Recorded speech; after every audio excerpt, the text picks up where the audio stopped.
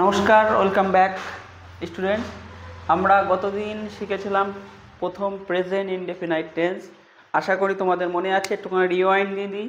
আমাদের present indefinite টেন্সের গঠন ছিল subject plus verb plus S by S plus object, এবং বলেছিলাম, আশা করি মনে আছে, এস বাই এস কোথায় বসে?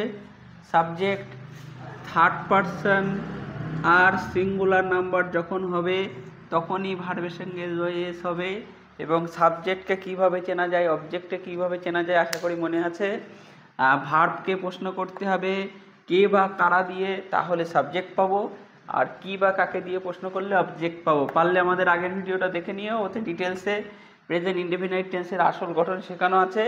আজকে আমরা শিখব negative of present indefinite tense, অর্থাৎ একটা বাংলা বাক্য লিখি, রাম ভাত খায়। এটা আমরা তো আগের দিন লিখে শিখেছি, একটা অ্যাফার্মেটিভ সেন্টেন্স প্রেজেন্ট ইনডেফিনাইট টেন্সের। এবার আমরা আজকে শিখব রাম ভাত খায় না। এরকম যদি বাক্য থাকে, বাবা বাজারে যায় না, মা রান্না করে না, আমি পড়াশুনো করি না। তোমরা আশা করি পড়াশুনো করো, তাও বললাম। তো এরকম যে উদাহরণগুলো আছে, এই না হলে আমরা কি করব? আমাদের যেটা করতে হবে, এর গঠনটা হবে, আগে একটা নর্মাল একটা বলে দিই, যে কোনো নেগেটিভ বাক্য যখন হবে যে কোনো টেন্সের, আমি আজকে প্রেজেন্ট টেন্স শেখাচ্ছি, ইনডেফিনাইট শেখাই, কন্টিনিউয়াস শেখাই, পারফেক্ট শেখাই, বা পাস্ট টেন্স শেখাই, ফিউচার টেন্স শেখাই, যে টেন্সই শেখাই, সেই টেন্সে নেগেটিভ করার একটাই নিয়ম, সেটা হচ্ছে তার যে একটা অক্সিলারি ভার্ব থাকবে বা সাহায্যকারী ক্রিয়া থাকবে। বাংলায় বলি, একটা সাহায্যকারী ক্রিয়া সেটা বি ভার্ব হতে পারে, মোডাল ভার্ব হতে পারে, বা অক্সিলারি ভার্ব হতে পারে। যে ভার্বই হোক, সেই সাহায্যকারী ক্রিয়া বসবে একটা, আমি অক্সিলারি ভার্ব বলি সহজে, সাহায্যকারী ক্রিয়া বসবে, তারপরে নট বসবে। নট একা বাক্যের মধ্যে বসতে পারে না। একটা টেন্সে যদি কোনো সাহায্যকারী ক্রিয়া থাকে, সেই সাহায্যকারী ক্রিয়ার পরেই নট বসাতে হবে। যদি বাক্যের মধ্যে সাহায্যকারী ক্রিয়া না থাকে, তখন যার কেউ নেই, তার একজনই আছে টেন্সের ক্ষেত্রে, সেটা হচ্ছে ডুটা অটোমেটিক চলে আসবে। যে টেন্সে আমরা দেখব সাহায্যকারী ক্রিয়া নেই, সেখানে আমরা ডুকে আনবো। আর যে টেন্সে সাহায্যকারী ক্রিয়া আছে, সে অ্যাম, ইজ, আর, ওয়াজ, আর সাহায্যকারী ক্রিয়া কী কী লিখে দিচ্ছি, তোমরা একটু লিখে নিতে পারো। Am, is, are, was, were, has, have, had, shall, should, will, would, do, ও ক্যান গুড হয়নি, can, could, may, might, must, need, dare. এই যে ওয়ার্ডগুলো উপরে লেখা আছে, এই ওয়ার্ডগুলো প্রত্যেকটা একটা বাক্য গঠন করতে গেলে এই সাহায্যকারী ক্রিয়া প্রত্যেকটাই লাগে। আমাদের এগুলো মাথায় রাখতে হবে। আমরা যে টেন্সে শিখি না কেন, তার মধ্যে এই সাহায্য ক্রিয়া কিছু না কিছু থাকবেই। যদি কোনো টেন্সে এই সাহায্যকারী ক্রিয়াগুলো না থাকে, তখন আমাদেরকে যে বাক্যটা নেগেটিভ করার জন্য যে আমাদের সাহায্য করতে আসবে, সে হচ্ছে ডু। যার কেউ নেই, তার ডু আছে, এই কথাটা মাথায় রাখবে। তাহলে আমাদের যে এই টেন্স ছিল, সেই টেন্সে তোমরা দেখতেই পাচ্ছ সাবজেক্ট ছিল, ভার্ব ছিল, অবজেক্ট ছিল, এখানে কোনো সাহায্যকারী ক্রিয়া নেই।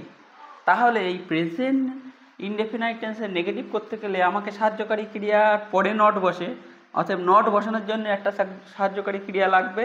যেহেতু এই টেন্সে আমরা মেন যে টেন্স শিখেছি, তাতে কোনো সাহায্যকারী ক্রিয়া নেই, এজন্য এই টেন্সে আসবে ডু। তাহলে কিভাবে আসবে, গঠনটা আমি লিখে দিই আগে। গঠন বাংলায় চেনার উপায় তো এখানে ব্যাপার না, খায় না হবে, মেন হচ্ছে গঠন। গঠন কি হবে? সাবজেক্ট প্লাস ডু বা does plus not plus V1 plus object. আমরা তাহলে আগে আমরা গঠনে কি শিখেছিলাম? Subject, verb, S by S, object. এখানে দেখো একটু চেঞ্জ হলো, এখানে সাবজেক্ট হলো, ভার্বের পরে এস বাই এস নেই, অথচ ডুর পরে এস বাই এস আছে। এটা কেন হলো দেখো। এই যে ডু, যে এর কোনো অক্সিলারি ভার্ব নেই বলে এখানে তো ডু এসছে। ডু কার বিনা স্বার্থে কেউ কিছু হয় না, বিনা স্বার্থে গাছের পাতাও পড়ে না, এটা কথিত আছে। তাহলে এখানে ডু বিনা কারণে আসবে না, বিনা এই শর্তে এসছে, এই ডুটা এই শর্তে এসছে যে আমি আসবো, কিন্তু ভার্বের সঙ্গে যেটা লেগে থাকবে, ভার্বের সঙ্গে যেটা আছে, ভার্বের সব জিনিসকে আমি ছিনিয়ে নেব। তাহলে ভার্বের সঙ্গে এখানে এস বাই এস ছিল, ডু নিয়ে নিচ্ছে। এবার যখন ভার্বের সঙ্গে এস বাই এস বসছে না, যার কিছু নেই তার কাছ থেকে কী নেবে, তখন ডু ডুই বসবে। কিন্তু যেখানে ভার্বের সঙ্গে এস বাই এস হতো, যেমন হি গোস টু স্কুল, তাহলে এখানে যখন নেগেটিভ হবে he does not go to school হবে। ওই গোর পরে যে ইয়েসটা আছে সেটা টেনে নিয়ে ডাজ হয়ে যাচ্ছে। তাহলে এর উদাহরণটা আমি যদি উপরে করতে চাই তাহলে কিভাবে করব? সাবজেক্ট এখানে কি আছে? রাম, তারপর ডু বা ডাজ, রামের পরে ডু হবে না ডাজ হবে। আশা করি শিখেছিলাম, তোমরা নিজেরা বলতে পারছো, তাও বলে নেই। Ram third person, third person কোনগুলো? ফার্স্ট পারসন হচ্ছে আই আর উই, সেকেন্ড পারসন হচ্ছে ইউ, আর থার্ড পারসন হচ্ছে আই উই ইউ বাদে যত নাউন প্রোনাউন আছে। অতএব এটা দেখাই যাচ্ছে থার্ড পারসন। আর রাম একজনকে বোঝাচ্ছে, এই জন্য থার্ড পারসন সিঙ্গুলার হলে ভার্বের পাশে এস বাই এস হওয়ার কথা, মানে এই যে ইটস হওয়ার কথা। কিন্তু এটা যেহেতু নেগেটিভ বাক্য, তার জন্য ডু আসছে। এইবার ডু কী করবে? এই ভার্বের সঙ্গে যেটা থাকবে সেটাও নিয়ে নেবে, নিয়ে কী হবে? ডাজ। ডাজ এইবার যেহেতু না আছে, এই জন্য নট বসাতে হবে, নট। এইবার এখানে ইট হবে। এই এস বাই এসটা আবার ইএস এখানে বসবে না, কারণ এই ইএসটাই ডু, এই ইএসটাই ডু নিয়ে ডাজ হয়ে গেছে। তাহলে Ram does not eat rice. বোঝা গেল? আর একটা উদাহরণ করি। আমি স্কুলে যাই না, আমি স্কুলে প্রতিদিন যাই না, আমি স্কুলে প্রতিদিন যাই না। তাহলে এখানে সাবজেক্টকে, এই ওপরের গঠনটার দিকে তাকাও তোমরা, ডায়েরিতে যারা মেনটেন করছো ডায়েরি তারা লিখে নেবে গঠনটা। এখানে আমি অর্থাৎ সাবজেক্ট হিসেবে আই হলো। এবার যাই না যেহেতু হচ্ছে ডু বা ডাজ হবে, ডু বা ডাজেতে আয়ের পরে কী হবে? ডু হবে না ডাজ হবে। এখন সামনে থাকলে ভালো করে জিজ্ঞাসা করে ঝালাই করে নেওয়া যেত। তাহলে আই মানে তো প্রথমেই দেখাচ্ছে আই তো ফার্স্ট পার্সন, আমরা কি বলেছি? থার্ড পার্সন সিঙ্গুলার নাম্বার হতে হবে, তাহলে এস বাই এস হবে। তাহলে আই তো ফার্স্ট পার্সন, তাহলে এখানে ভার্বের সঙ্গে এস বাই এস হবে না। যেহেতু ভার্বের সঙ্গে এস বাই এস হবে না, তাহলে এখানে ডুর সঙ্গে এস বাই এস হবে না। তাহলে কী হবে? I do not, do not যাওয়া ইংরেজি গো, কোথায় যায়? স্কুলে। তাহলে গো টু স্কুল ডেইলি, প্রতিদিন ইংরেজি এভরিডে বা ডেইলি। বোঝা গেল? এবার আমরা এর পরবর্তী প্রেজেন্ট ইনডেফিনাইট টেন্সে যেটা শিখবো সেটা হচ্ছে ইন্ট্রোগেটিভ। ইন্ট্রোগেটিভ অর্থাৎ প্রশ্নবোধক। এটা পরেও শেখানো যায়, কিন্তু আমরা একেবারে শিখতে শিখতে যাব। এর পরের যেটা শিখবো সেটা হচ্ছে interrogative form of present indefinite tense. তাহলে আমরা এবার শিখছি interrogative form of present indefinite tense. Interrogative মানে যেটাকে বাংলায় বলা হয় প্রশ্নবোধক। প্রশ্নবোধক বাক্য কার? সাধারণ বর্তমানকালের প্রশ্নবোধক বাক্য। তাহলে প্রশ্নবোধক বলতে কী হয়? আমরা যেমন বলি একটা সাধারণ কথা যে বাবা বাজারে যান, বাবা বাজারে যান, এটা আমাদের একটা নর্মাল অ্যাফার্মেটিভ বাক্য। এটা আমরা নর্মাল ধরো এমনি প্রেজেন্ট টেন্সের যে নিয়ম সেটা। আমরা এর আগে যেটা শিখলাম বাবা বাজারে যান না, আর প্রশ্নবোধকে কী হবে? প্রশ্ন হবে, অর্থাৎ বাবা কি বাজারে যান, বাবা কি বাজারে যান বলে শেষে একটা জিজ্ঞাসা চিহ্ন হবে, আর একটা কি থাকবে, আর জিজ্ঞাসা চিহ্ন থাকবে। এবার প্রশ্ন যখন হবে তখন কি করতে হবে? এটা শুধুমাত্র প্রেজেন্ট ইনডিফিনাইট টেন্সের জন্য না, যতগুলো আমরা টেন্স শিখব প্রত্যেকটা টেন্সেই একই নিয়ম।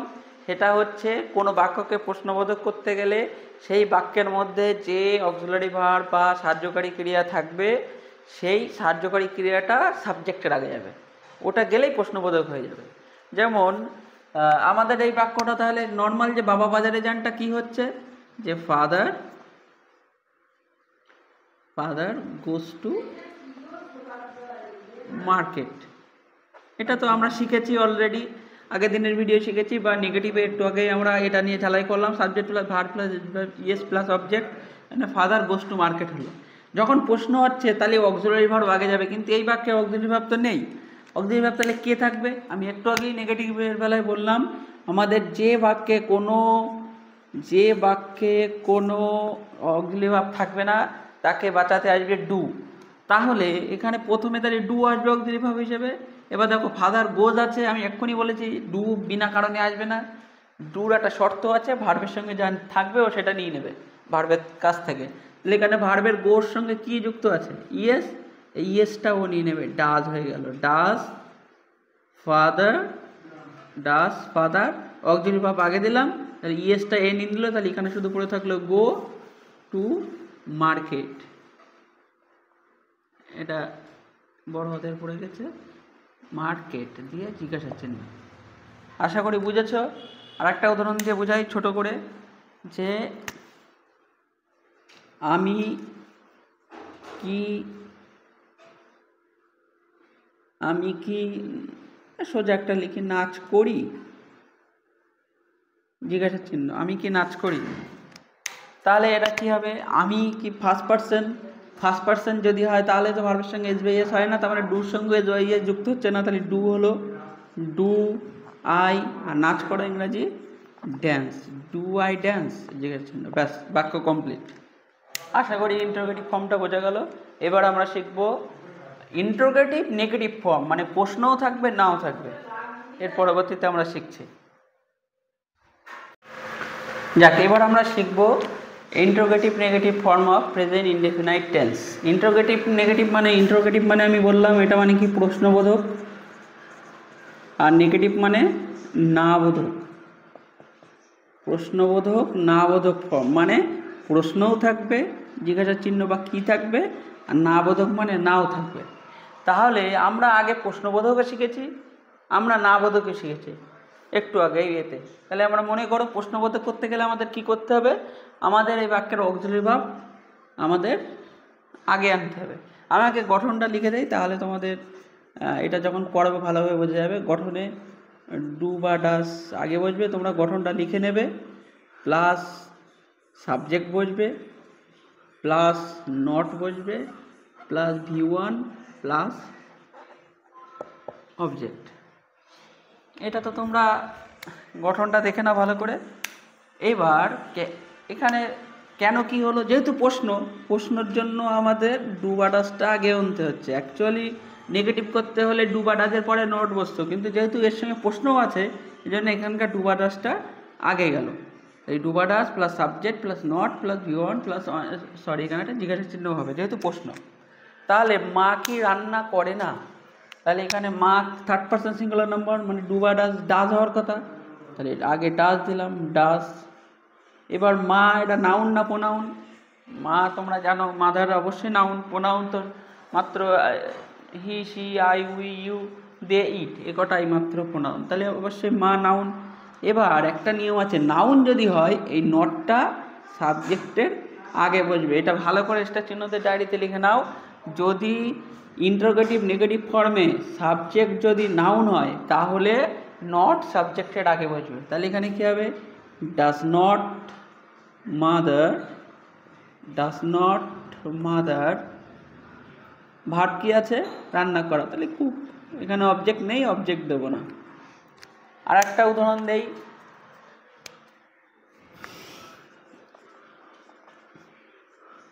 তুমি কি গল্পটি পড়ো? জিজ্ঞাসা চিহ্ন, একটা সাধারণ বাক্য, পড়ো না, ইন্টারোগেটিভ নেগেটিভ হবে, তাহলে পড়ো না। তুমি কি গল্পটি পড়ো না? তাহলে এখানে তুমি হবে ইউ, তাহলে ইউ এর পরে ডু হবে না ডাজ হবে? আশা করি জানো। ইউ কোন পারসন? সেকেন্ড পারসন, প্রথমত থার্ড পারসন না, তাহলে ডু হবে। তাহলে টুটা আগে দিলাম, ডু। এবার নট আগে যাবে না, কারণ তুমি মানে ইউটা কি? এটা প্রোনাউন যদি হয় নট পরে হবে, তাহলে আগে সাবজেক্ট হবে। তাহলে কী হবে? ডু ইউ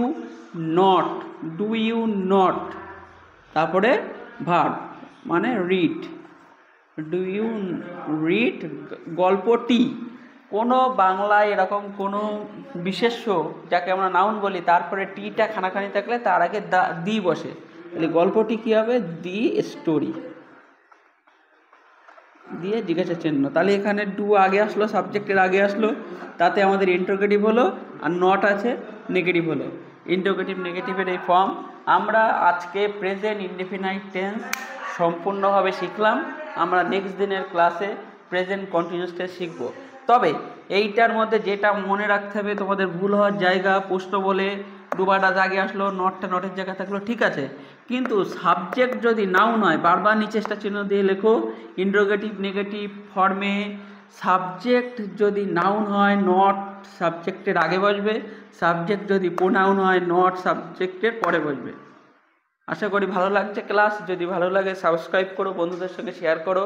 খুব সহজেই তোমরা টেন্স শিখবে এবং আমরা এরপরে প্রত্যেকটা ক্লাস ওয়াইজ আমরা তোমাদের যে সিন আছে আনসিন আছে যেগুলো পরীক্ষা আসতে পারে তার মক টেস্টেরও ব্যবস্থা করব। আমাদের একটা চ্যানেল আছে, ডেসক্রিপশনে গিয়ে পাবে, ওখানে গিয়ে চ্যানেলটা অ্যাড হয়ে যাও। ওখানে কোনো সমস্যা থাকলে পার্সোনালি তোমরা জিজ্ঞাসা করতে পারো, কোনো কোয়ারি থাকলে জানাতে পারো, আমরা জানিয়ে দেবো। ভালো থেকো তোমরা।